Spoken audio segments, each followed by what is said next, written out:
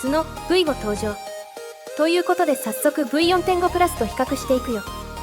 V5 に対する私の第一印象は、音は明確に良くなったと言えるかな。音質の悪い音はかなり出にくくなったし、音の表現力も豊かになった。ただスタイルの効果や曲構成などは V4.5 プラスからあまり変わってない気がする。V5 は V4.5 プラスの音が良くなっただけで、今までにない新しい要素はない気がするな。V4.5 から V4.5 プラスへの進化と比較すると、V4.5 プラスから V5 への進化はあまりない感じ。まあ言葉で長々と話しても仕方ないね。それじゃいろいろな曲で音を比較していこうか。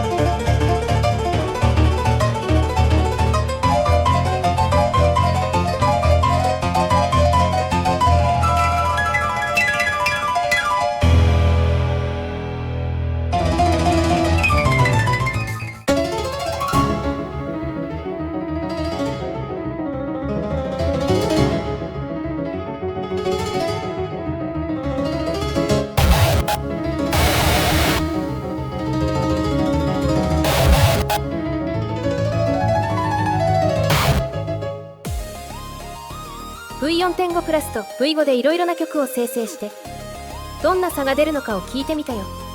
まず音質に差があるのは確か。音が分離して綺麗に聞こえるね。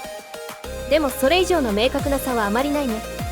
何をやっても似たレベルの曲ができる。音質が良いほど良い曲とも限らないから、 V5 より V4.5 プラスの方が好きな人もいるかもね。 V3.5 から V4 になった時の印象と似てる。内部的には同じような操作をしてるのかな。ただ EDM 系や古い音楽ジャンルのように V5 でかなり音が良くなったスタイルも多い。その辺の音楽に興味がある人は V5 をいろいろと試してみても面白いと思うよ。逆にあまり興味を惹かれない人は V5 の動作が安定するまで待っても良さそう。動画の後半では V5 バージョンアップと同時に実装された新機能を紹介するよ。まあリマスターが少し変わっただけで新機能と呼べるほどではないんだけどね。メニューからリマスターを選択すると新しいリマスター画面が開くよ。このメニューで新しく追加されたのはバリエーションストレングスという項目。これは元の曲からの変化量を選べる。サトルは小、ノーマルは中、ハイは大。サトルは元の曲を忠実に再現する。ハイは元の曲と違う部分ができたりする。これも実際に聴いた方が分かりやすいね。試しに2曲ほど新リマスターを使ってみるよ。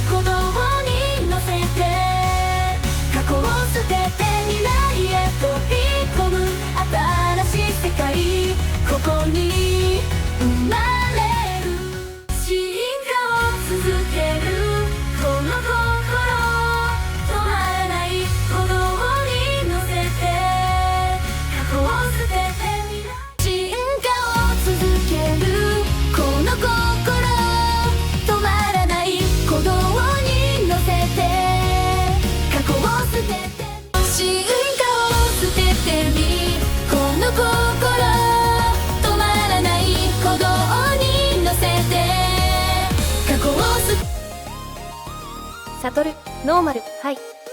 3種類のリマスターを比較してみたよ。元の曲の音を忠実に再現するならサトル。大きく変えるならハイになるんだけど、現状だとハイは不安定すぎて、使うのはあまりおすすめしないよ。元の音を大切にしたいならサトル。多少変わってもいいならノーマル。大きく変えたいならリマスターよりも、アドインストやカバーを使った方がいいと思う。あるいはスタジオを使う方法もあるかもね。ということで次回は素のスタジオの話。私も昨日からスタジオを使えるようになった。早速動画を作ってたら V5 まで来ちゃった。誰でも使える V5 の話を優先したけど、次回の動画ではスタジオの話をしていくね。それじゃまたね。